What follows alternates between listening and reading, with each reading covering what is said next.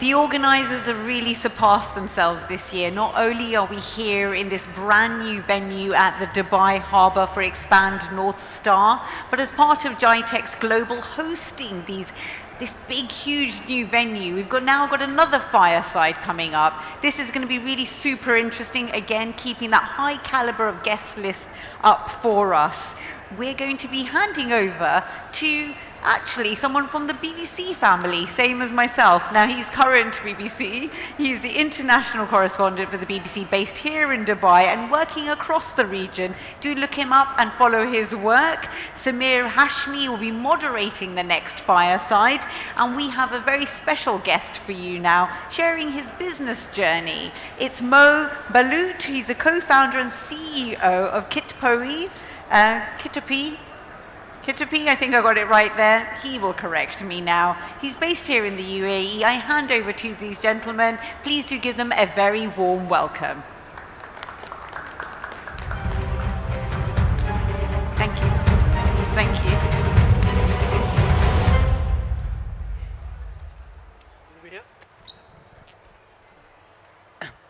A very good afternoon to everyone. I know this is the post-lunch period and we're going to be discussing food, but I hope this keeps everyone interested. And Mo is going to ensure that everyone is engaged by talking more about food. But just to warn you, I haven't had lunch, so I hope you don't make me feel more hungry by the end of the session.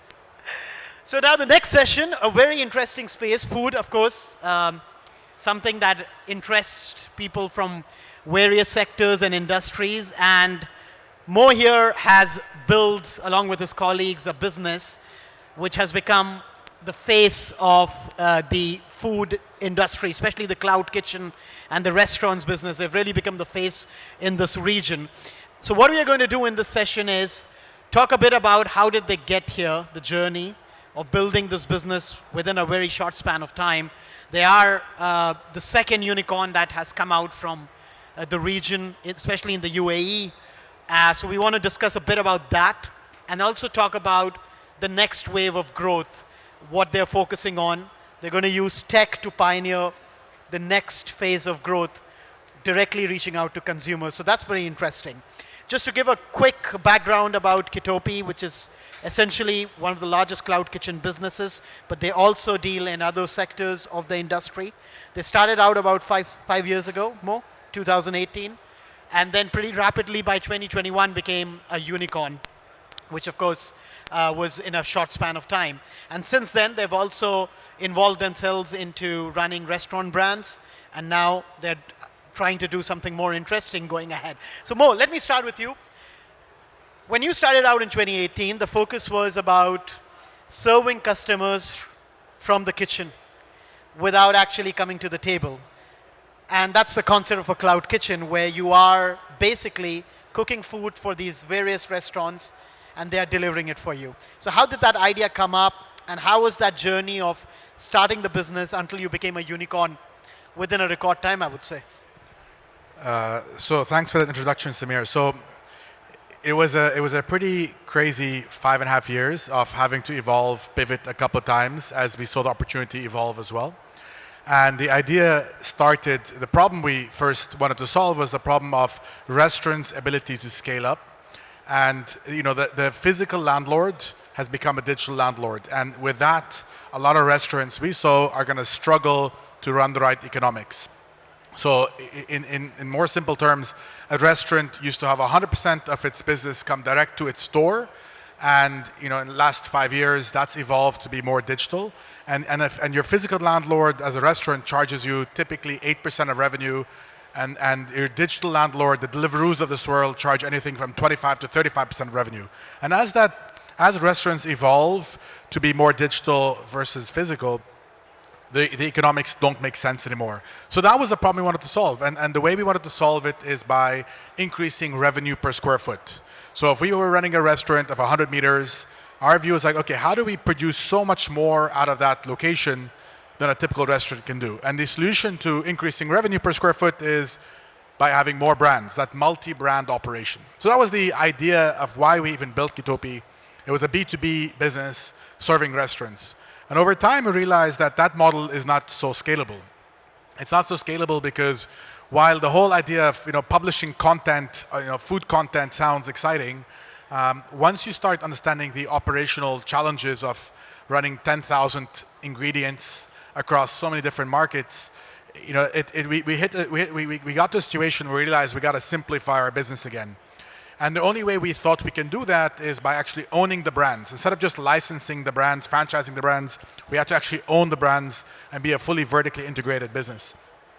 And that meant we suddenly had to go from having around 200 partners that we licensed brands from to now having to own 100 brands, which meant we had to raise a lot of money to do that. So I remember in 2021 having to pitch to our investors, so SoftBank and others at that time, having them convince them that we're going to have a big pivot away from licensing content to owning content, and we had to raise around $700 million to do that.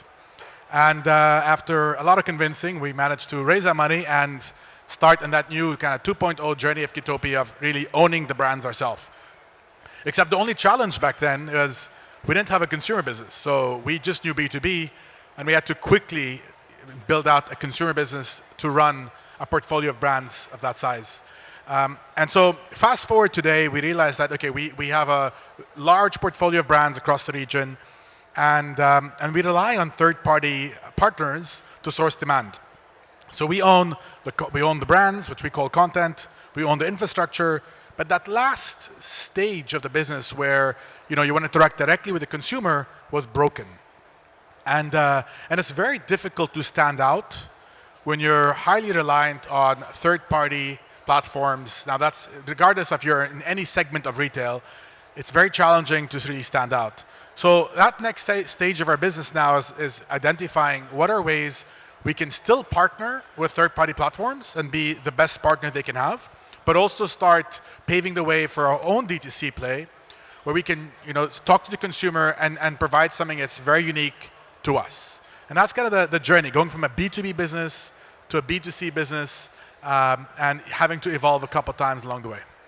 Now that's very interesting. You started as a B2B business, you built this huge business, and then decided to make the switch where you wanted to work with restaurants, licensing, and be part of that, the partnership. How difficult was that switch? Because you've positioned yourself in the market as this B2B company focused on serving your clients, businesses, but now you want to directly reach out to the consumers. And it's a crowded space. So when you made that switch, what were the challenges on that front? So we're still making the switch, but as we evolve, the key things we're looking at is, one, what does our brand stand for, right? What it stood for 5 years ago is very different to what we think it should stand for today. So we're in process of rebranding our business, understanding really what are we standing for as a business, and that has implications on everything from the type of teams you hire, right? We need a whole different set of teams looking at building out our consumer front to how do we let consumers know. So today, we're number one in Mexican, Chinese, healthy food, Arabic food across the region. But consumers don't know that. They don't know there's a company called Kitopi powering up all these brands that we run. And so one of the things we're trying to do is open up that curtain and say, that's us. We're behind all of these. And to create this really strong network effect that brings all these brands in together. I will wait for that.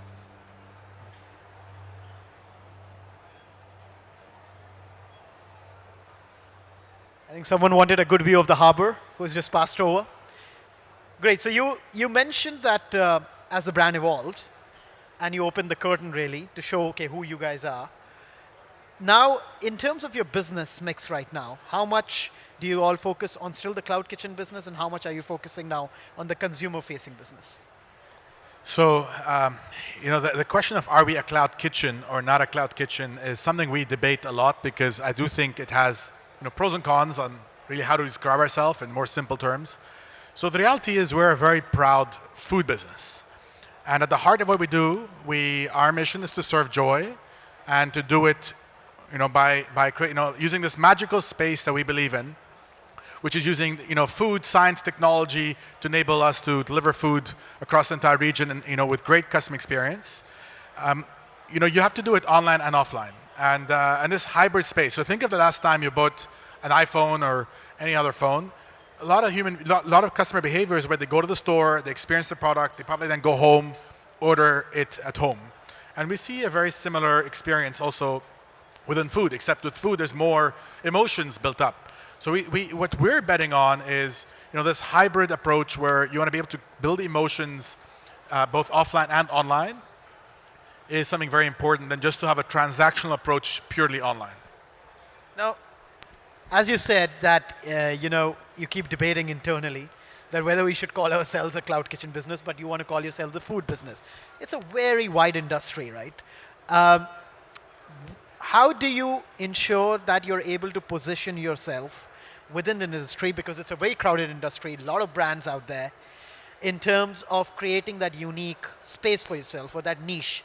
And how do you think that will tie in with your next phase of growth, which you're focusing on, to give customers a unique experience and to be able to stand out, as I said, in this crowded space? So I think today you have a few players in food owning significant market share across the entire food landscape. Like think here McDonald's, Yum Brands, and the way they did it is by really being customer obsessed over the last 100 years. And that's what we do too, right? So within other subsectors of food, we have a significant market share, and the way we do it is by building out a world-class customer experience, an entire customer journey. And that's what you got to do. You got to make sure that you're obsessed every single day on a very operationally complex business. And what we're doing now is finding a way to tie it in all together. Instead of you just experiencing a food brand, a Mexican brand or a Chinese brand or brand A, brand B, how do we make sure that you're actually understanding what ties all these brands together? And the closest analogy here is there are two analogies. One is think Spotify. We believe the world of food is progressing to be very similar to Spotify, where maybe 10 years ago you probably buy it if you like the particular singer, you'll buy their album. But today you just go on Spotify, you probably have your own playlist, and you listen to particular songs. And that world is moving in food as well, where you're no longer having to buy the entire album, the entire brand's menu, but you want specific items on a brand. So that's something we're building, is how do we build the next playlist within food? And the second analogy is think Marriott Bonvoy. Right? What makes, Marriott has so many different brands on its portfolio. How does Bonvoy bring it all in together beyond just loyalty? And those two things are things we're working on as we speak now. In terms of talking about, your business, you started at the back end where you were catering only to businesses. So you were a B2B business, running these kitchen, serving so many customers, so many brands. And then you, of course, partnered with a lot of brands directly themselves. In the long term, what is the vision you have that will give you an advantage over other players in the market? Is it because you will be in the business right from the front where you're serving the customer in the restaurant to cooking the food in the kitchen, and also having that operational prowess to make sure that you've tightened all the ends? Is that going to be something that will stand out for you? So it's a fully integrated stack is what we see it happening, where consumers experience our product directly and through platforms in a way that's fully controlled. We control the entire end-to-end operation across the region, which allows us to deliver on a great journey. We fundamentally think the future of food is consuming in a way that's very different to today. And I want to go back to that, Spotify playlist thinking. Is that today, why do you feel you need to go to brand X and explore the entire portfolio of menu items? Why can't you get the best of what exists out there? And that's what we're building. We're building, whatever you want to think of. Imagine you're sitting with your friends or family, and you want to consume the best burger, the best pizza, the best, whatever cuisine you can think of, but on a single item level, and experience it in a way that really looks like a playlist, is personalized for you. That's what I think the future of food is, and that's what we're trying to build out of this. To do that, you need to have scale, you need to have a large portfolio of brands, and you need to be able to execute this with great customer service. It's a very interesting example you gave about Spotify and how people now go to Spotify as the one-stop shop for the kind of music they want to consume. Right now, if I want to order food, and as you said, if I have a group of friends and family over, and everyone wants a different thing, someone wants a pizza, burger, I want a shawarma, but I want a shawarma of a particular place, someone wants a pizza of another restaurant, someone wants a burger at other place, which means even if I'm logging into these, using these delivery apps, I'll have to order from 3 different restaurants. Is there a possibility where I could order everything under one platform without going to different restaurants to order? It already exists today under the Kitopi app. Multi-brand ordering exists, and that's like kind of the first leg of our journey is having this multi-brand ordering.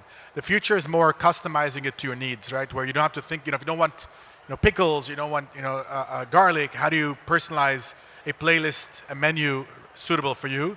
And this is not just like a normal burger. This is going to be the best burger, voted number one on every single list that you can think of. And that's what we're building, making sure we have the best content out there, make sure it's very innovative in nature. We're constantly building out the best content and giving you the value proposition of because we're able to give you food directly, give it to you at a price point that's significantly lower than what you currently get, in a way that has this multi-brand ordering, so you don't have to pay for multiple delivery fees and wait for those multiple bikes to arrive. That's kind of the direction we're going with what we're building.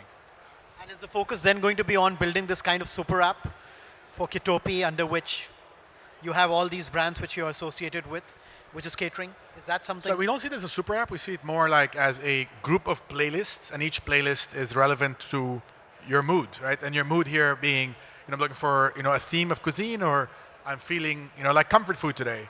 And we see that avenue we're going by as opposed to an avenue of a super app. Now, the food industry is about when I say food, just the restaurant industry is about $700 billion globally. You talk about cloud kitchen, that's about, I think the last figure I checked at the beginning of the year, it had touched about $150 billion globally. How do you see the cloud kitchen industry evolving? And do you see more players adopting the same strategy what you guys are doing here? So we're not a cloud kitchen, but how do we see the food industry evolving is, this region is one of the most exciting regions in the world for food. We have a relatively high average basket size and a relatively low fulfillment cost. The cost of operating in this region is relative to the price point you sell at is one of the best ratios probably in the world. And so we're doubling down on the region. It's just the food space in the GCC is $30 billion. And so we see ourselves focused here. It's an amazing space to grow at, evolve in. You have governments over here really promoting the startup and scale up ecosystem really well, and this is a space we want to capitalize on. We've run out of time, so I'm going to end the discussion by probably taking a crystal ball and looking at 5 years from now. Where do you see your company? What will be the identity? And how do you see the region, as you said, evolving along with it, the food industry evolving here? So 2 questions built in one. Yeah, so I think in food, we're taking a bet that people, the conscious consumer is here to stay. And the conscious consumer wants things, it wants healthier food. They want to be in control of what they eat. They want food at the right price point, and they want it fast and very convenient. And so that said, we think we're one of the best places in the world where online penetration is very high in this region, where if there's a world where this can happen, we think this region is probably one of the prime parts of the world where we can capitalize on that. And we're so well positioned because we're not the marketplace of third-party brands. We own our brands, so there's so much we can do to innovate in this end-to-end stack. Well, that was Mohamad, and who's talking about how the space is changing. Kitopi has done some wonderful things. It'll be really interesting to see how you all evolved. Extra marks for Mohamad. He was down with fever, but he still ensured that he came down and spoke with all the passion he did. Thank you so much for this chat. Thanks. And wish you all the best for the future. Thank you. Thanks a lot for joining in for this session.